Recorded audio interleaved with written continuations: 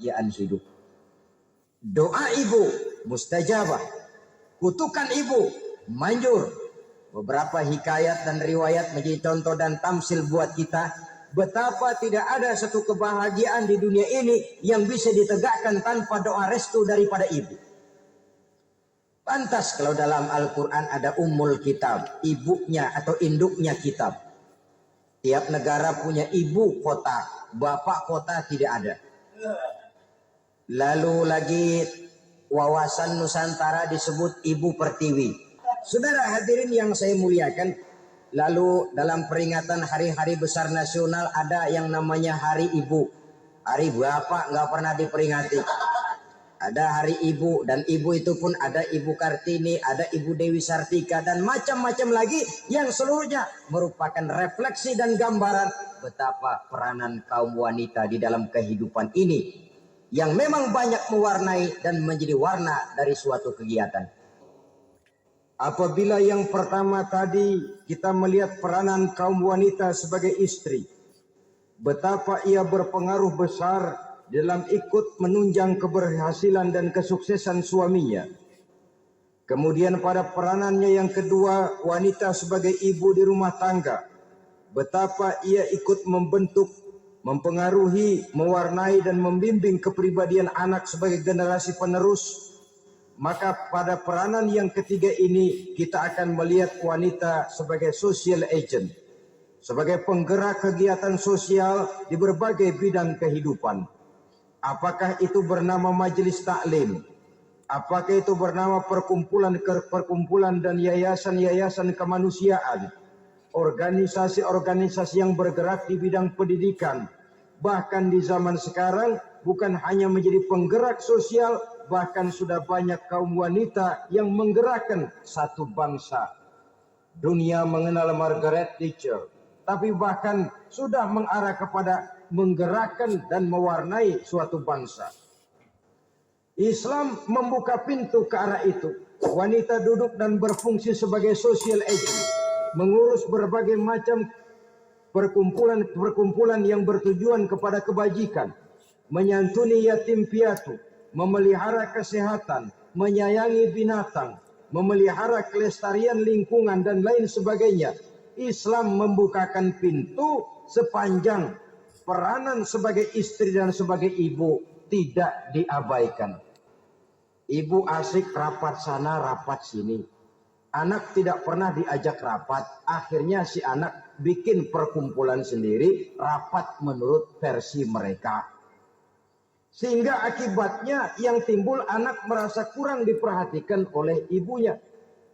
Ngaji bagus, tapi kalau sepanjang hari ngaji saja, suami pulang mau makan tidak ada makanan, mau berganti pakaian belum lagi diteriska pakaiannya, tentu ini melupakan fungsi yang utama. Kegiatan sosial, kegiatan di organisasi adalah jadwal kegiatan setelah fungsi sebagai istri dari suami, sebagai ibu dari anak-anak dilaksanakan dengan sebaik-baiknya. Sholat zuhur, berangkat ngaji lagi, pulang sore, malam ngaji lagi. Suami tidak terurus, anak-anak pun terbengkalai, rusaklah rumah tangga. Dan bukankah satu bangsa terdiri dari satu tatanan masyarakat?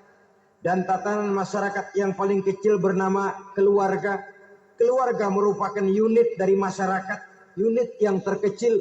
Dan keluarga terdiri dari pribadi-pribadi yang merupakan bapak, ibu, dan anak-anak. Sehingga masyarakat bangsa yang baik terdiri dari masyarakat yang baik. Masyarakat yang baik tersusun dari keluarga-keluarga yang baik. Dan keluarga yang baik akan muncul dari pribadi dan individu yang baik. Sebagai social agent, dia lalu mawas diri dengan tetap mempertimbangkan kodrat kewanitaannya itu tadi. Saya ikut prihatin kalau ada perempuan main sepak bola. Dan saya yakin betul kalau perempuan main sepak bola, yang nonton pasti bukan nonton bola. Ya mungkin bola juga, tapi bola yang mana?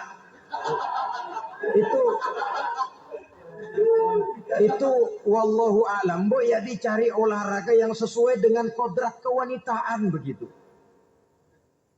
Dicarilah olahraga yang sesuai dengan kodrat kewanitaan. Sepak bola sudah maju, ya belakangan saya katakan tadi muncul lagi wanita angkat besi. Belakangan bisa kita bayangkan wanita main tinju. Babak belur sudah kalau sudah begitu. Kemajuan dengan melupakan kodrat kewanitaan akan menyengsarakan kaum wanita itu sendiri. Silahkan maju menjadi social agent, menjadi penggerak di masyarakat. Para istri Rasul bisa kita jadikan satu figur. Siti Khadijah, figur sebagai istri pendamping. Yang setia, dikala suaminya bingung, ia tampil memberikan pandangan. Dikala suaminya bingung, ia memberikan tanggapan. Dikala suaminya dimusuhi orang, ia menampakkan kesetiaannya. Kau tidak sendiri bang, aku di sisimu. Dikala jiwanya gelisah ketika pertama kali menerima wahyu berhadapan dengan malaikat Jibril, Khadijah yang menghibur. Kalla ma yukhzikallahu abada. Tidak apa-apa bang, Allah tidak akan menyusahkan kau untuk selamanya. Tenang sajalah, tenang. Abang orang baik-baik, Allah tidak akan menyengsarakan abang. Peran sebagai istri.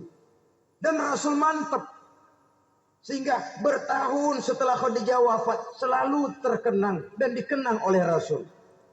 Pernah satu saat beliau itu seperti orang melamun. Aisyah tanya, kok seperti ngelamun bang?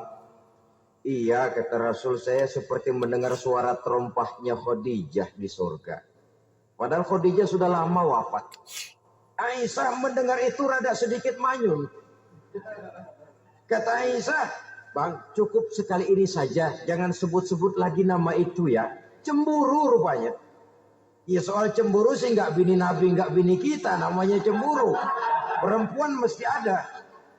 Apa jawab Rasul? Ya Humairah, Aisyah, haruskah saya melupakan seseorang yang dikala orang lain memusuhi saya, dia mati-matian membela saya.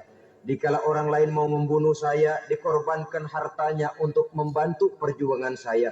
Mestikah saya melupakan orang yang begitu baik? Tidak Aisyah. Sepanjang nafas masih ada, sepanjang itu saya tidak akan bisa melupakan Khadijah sayang.